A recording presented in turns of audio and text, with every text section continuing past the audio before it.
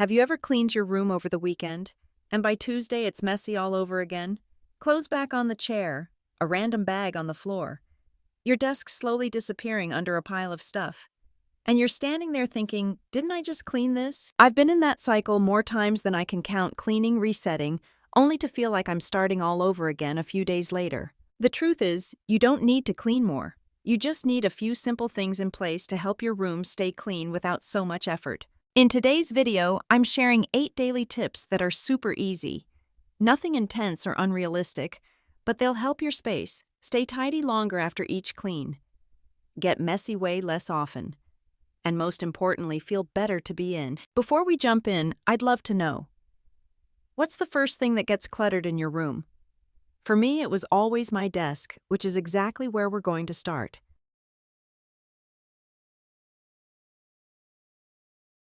Let's start with what I call the clutter magnets. Any flat surface in your room. The desk, the dresser, your nightstand, maybe even that one chair or corner that always ends up holding a random pile. These spots collect clutter so fast you barely notice it happening. A receipt here, a hair tie, there an empty cup, a charger you meant to put away, and before you know it, the whole space feels messy again. But here's the thing. Clearing off just one surface can make your whole room feel calmer. It doesn't have to be a deep clean. Just take 5 minutes and clear whatever doesn't belong. Trash in the bin. Dirty mugs to the kitchen. Everything else back where it goes, or at least into a drawer for now. Then pause and look at that space. Doesn't the room already feel more peaceful? You didn't clean everything. Just gave your brain one clear place to land. And here's a little habit that changed things for me. I picked one surface to always keep clear, and for me, it's my desk. No matter how busy life gets, I try to keep that space clutter-free. Just my laptop, a lamp, and maybe one notebook. That's it. Because that's where I sit to work, plan, and think. And when my desk is clear, my head feels clearer too. So tonight, just pick one surface. Clear it off. Make that the one spot you always keep clear no matter what. It's a small thing, but it sets the tone for your whole room and your whole day. And if you like tiny tricks like this, the quick, doable ones that make a big impact, I've got a whole video coming soon with exactly that. We'll go room by room and look at small things you can change fast, even if you only have 10 minutes. So keep an eye out for that one. Now let's move on to tip number 2.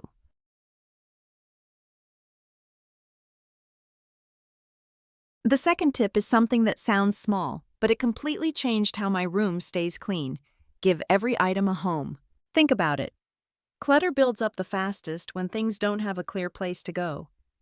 That's how we end up with chargers on the floor, mail on the dresser, or hairbrushes on the bed. Not because we're messy, but because we pause, look around and think, I don't know where this goes, so I'll just set it here for now. And for now always turns into later or never. So instead of fighting the mess every few days, make it easier on yourself, decide once where something belongs and stick with it. It doesn't have to be complicated, just consistent. Your makeup can live in a small basket, your keys in a tray, your cables in a zip pouch, your skincare in one corner of the drawer. Once it has a spot, putting it away feels automatic, like brushing your teeth. When I first started doing this, I picked 3 things that were always out of place in my room: my earbuds, my receipts, and my glasses. I gave each one a home, a little drawer, a folder, and a case, and just doing that cut down half the mess I used to see every day. And here's a tip within the tip: label it. Even if you live alone. Labels help you remember what goes where, especially in drawers or bins. It also helps anyone else in your home put things back without asking you.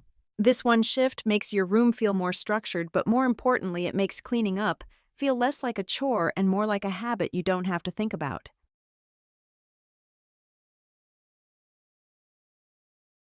The third tip is super simple, and honestly, you've probably heard it 100 times. Make your bed every morning. But stay with me because this one is more powerful than it sounds. I used to skip this all the time. I'd think, what's the point? I'm just going to mess it up again tonight. And for a while, it didn't feel like a big deal. But slowly I started noticing something. On the mornings when I did make my bed, even if the rest of the room wasn't perfect, the space just felt better, more put together, like I had already done something good for myself first thing in the day. Making your bed doesn't just make the room look neater, it gives your brain a small win. It's one decision that says, I care about this space. I care about how I start my day. And it's so quick. 2 pillows fluffed, blanket pulled tight. It takes less than 2 minutes. But the payoff is surprisingly big. Your room looks instantly cleaner. You're less likely to pile more stuff on the bed. And psychologically, it sets a tone of calm and control, like you're starting the day with intention, not just reacting to the mess around you. And if you're someone who struggles with getting going in the morning, this can be your anchor habit. That one small thing you do, no matter how the rest of the day looks. You don't need it to be Pinterest perfect. Just neat enough that when you walk back into the room, it feels like a space that supports you, not drains you. So tomorrow morning, before you grab your phone or rush out the door, pause for 90 seconds and make the bed. That tiny act of care. It adds up. And over time, it becomes more than a habit. It becomes part of how you keep your whole space steady.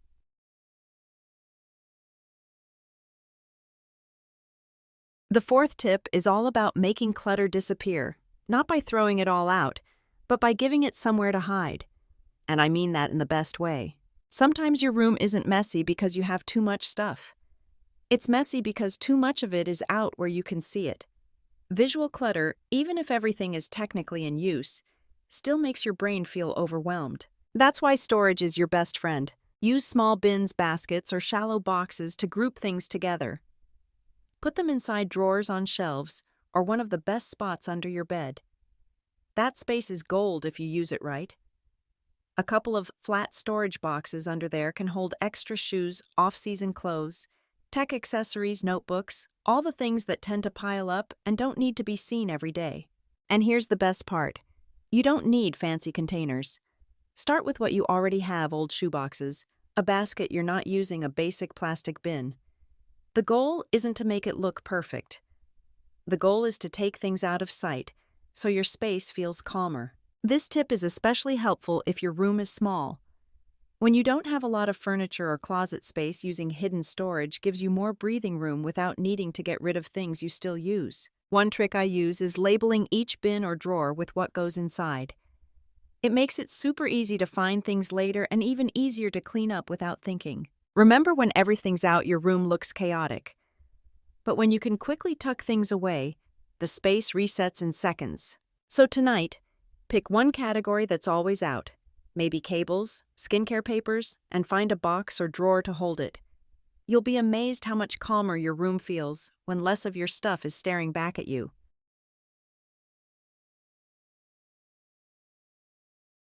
The fifth tip is one that sounds super basic, but it makes such a difference when life gets busy. Label your bins. Divide your drawers. Make things easy to find and even easier to put away. Because here's what happens in most homes. We start out with the best intentions. A basket for cables.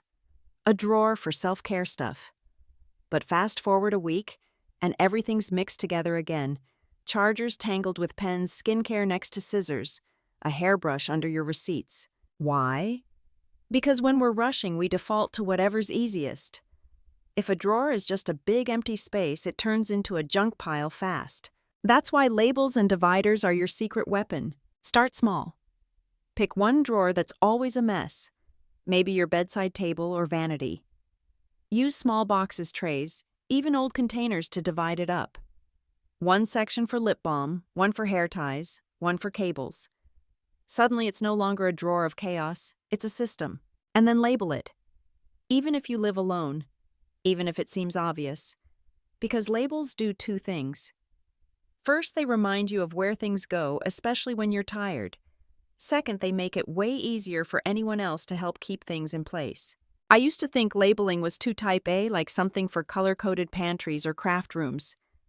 But once I started using simple labels like chargers, nail stuff, or everyday makeup, I realized I stopped wasting time digging through clutter. Everything had a place and stayed there. This is one of those tips that saves energy in the background. You don't notice it every day, but over time it makes your space easier to live in. So if you're tired of the constant hunt for tiny things, or feeling like your drawers eat everything you put in them. Try dividing one drawer, label the parts, and enjoy the relief of not having to search anymore.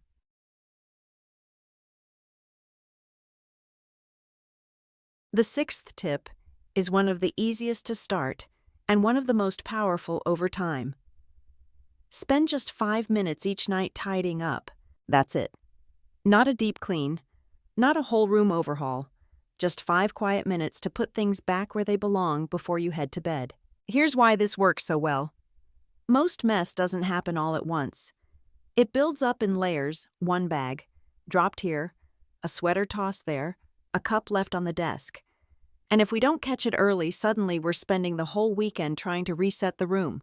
But when you build in this tiny nighttime routine, you stay ahead of the mess without even realizing it. Here's what my 5-minute reset usually looks like.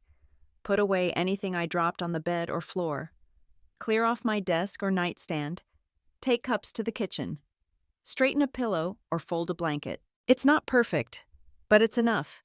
And that's the whole point. You're not aiming for perfection, just maintenance. What I love about this tip is that it gives you a cleaner room without you ever having to block out time to clean. It becomes part of your evening rhythm, like brushing your teeth or plugging in your phone. And the best part, waking up to a room that's already calm. There's nothing more discouraging than starting your day in a space that feels like it needs fixing. But when you've done just a little the night before, mornings feel lighter. So tonight, set a timer for 5 minutes before bed. Start wherever your eyes land. You don't have to do it all, just do something. And let that be enough.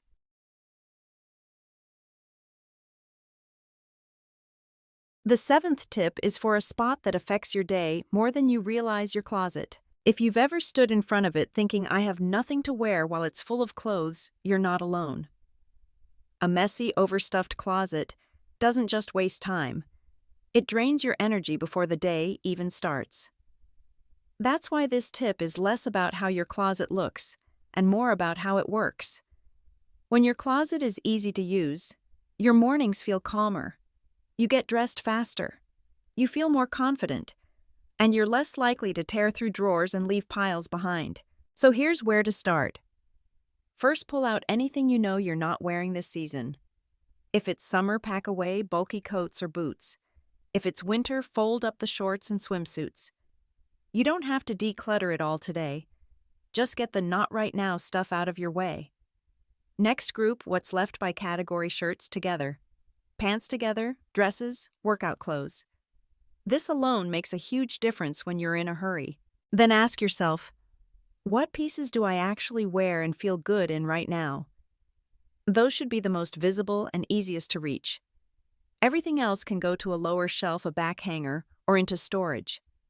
If you have bins or shelves, use them to contain small items like scarves, belts, and socks, so they're not taking over the space. And here's a small habit that helps when you put laundry away. Take 10 extra seconds to fold or hang it with care. That bit of attention keeps the whole system from falling apart. A calm closet means one less decision that overwhelms you. And some mornings, that's everything.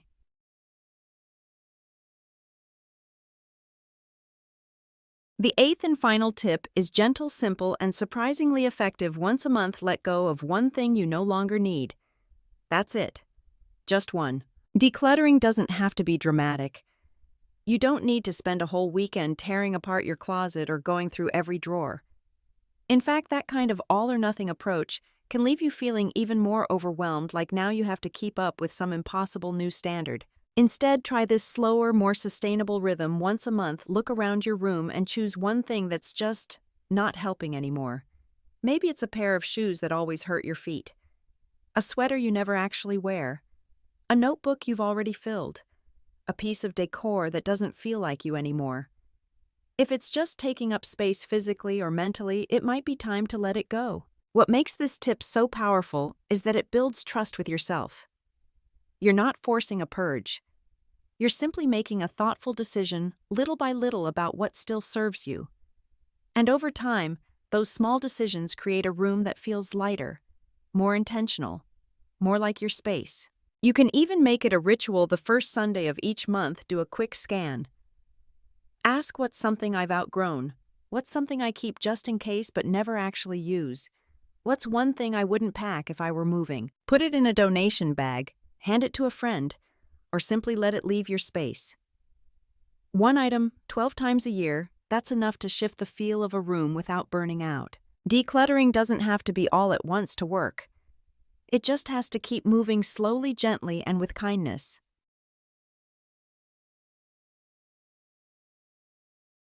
So those were 8 simple tips to help you keep your room clean without having to start over every few days. None of these are dramatic or hard to stick with. They're just small shifts, little habits, quiet systems that make your space feel easier to live in. And the best part, you don't need to do them all at once. Just pick one. Try it this week. Then add another when you're ready. Over time, you'll notice your room staying cleaner, your mind feeling clearer, and the mess won't feel so heavy anymore. In the next video, I'm sharing a few of my favorite tiny tricks, little things you can do quickly that make a big difference in how your whole home feels. Especially if you're short on time or don't know where to start, that one's for you. If this video helped you feel a little more in control of your space, please give it a like, share it with a friend who might need it, and don't forget to subscribe so you don't miss what's coming next. Thanks for spending this time with me. Take care, and I'll see you in the next one.